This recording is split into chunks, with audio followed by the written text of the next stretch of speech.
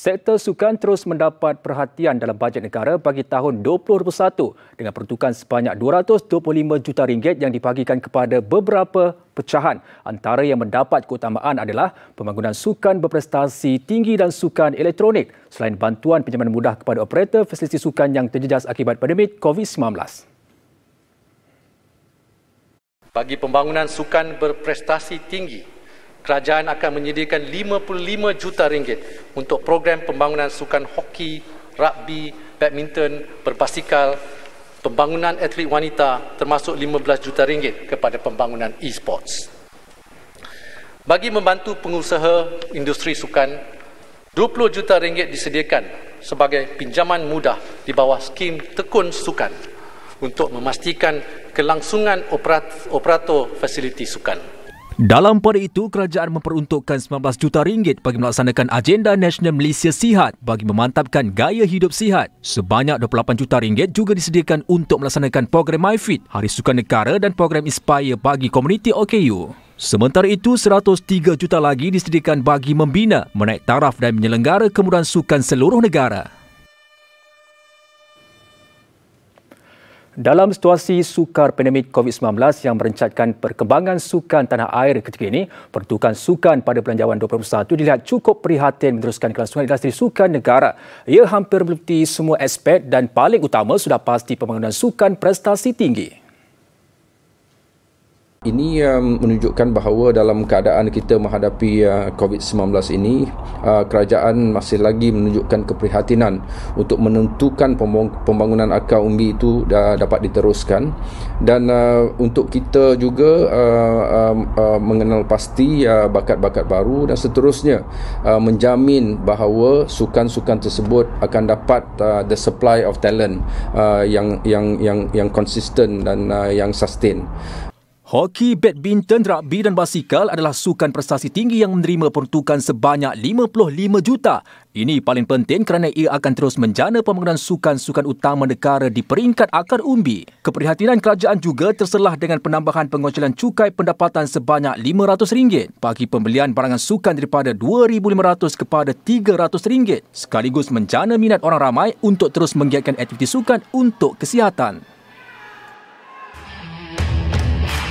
Dalam pada itu, ada nada kelegaan buat operator-operator industri sukan bagi meneruskan kelangsungan operasi perniagaan yang terjejas teruk akibat pandemik COVID-19.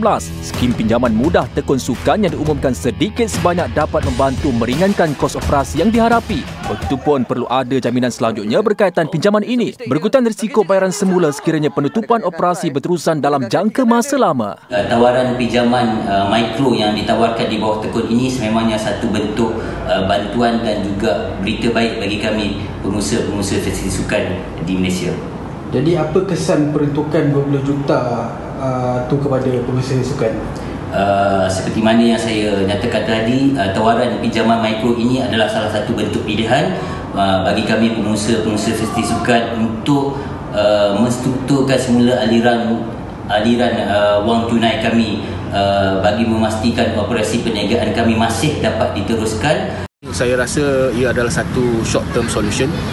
Saya berkata demikian kerana buat masa ini kami operator fasiliti masih belum tahu bila kita boleh beroperasi semula seperti biasa. Jadi jika kami membuat pinjaman, kami perlu tahu apa repayment terms dia, apa interest dia.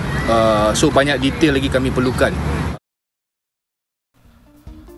Sementara itu, persatuan-persatuan sukan yang tersenarai pada Belanjawan 2021 kali ini menyambut baik peruntukan berjumlah RM55 juta yang diberikan kerajaan.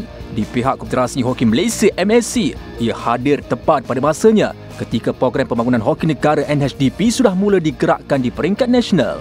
Dan selagi ingatan saya, inilah kali pertama sukan hoki disebutkan dalam Belanjawan Negara. Apapun kami ucap terima kasih, walaupun kita yakin bukan semua duit itu akan disalurkan pada sukan hoki, tetapi dengan adanya peruntukan sedikit daripada kerajaan, pastinya akan berikan satu injakan positif untuk kita berusaha dengan lebih gigih dan untuk melahirkan lebih banyak pemain di peringkat akar umbi. Begitu juga dengan Rugby Malaysia MR, lebih-lebih lagi ketika sukan rugby sedang berkembang pesat dalam negara menerusi beberapa agenda utama. Paling dinanti semestinya pembinaan Stadium Rugby Negara di Putrajaya. Selain persiapan pasukan kebangsaan bagi menghadapi kempen kejuaraan rugby Asia ARC yang ditunda ke tahun hadapan.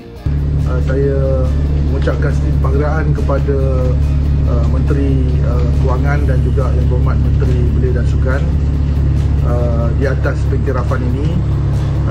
Kami sukan yang kecil tetapi mempunyai impian yang besar, dan pengiktirafan ini adalah hasil daripada pengorbanan yang telah diberikan oleh penggiat-penggiat rugby di negara ini dari dulu hingga sekarang.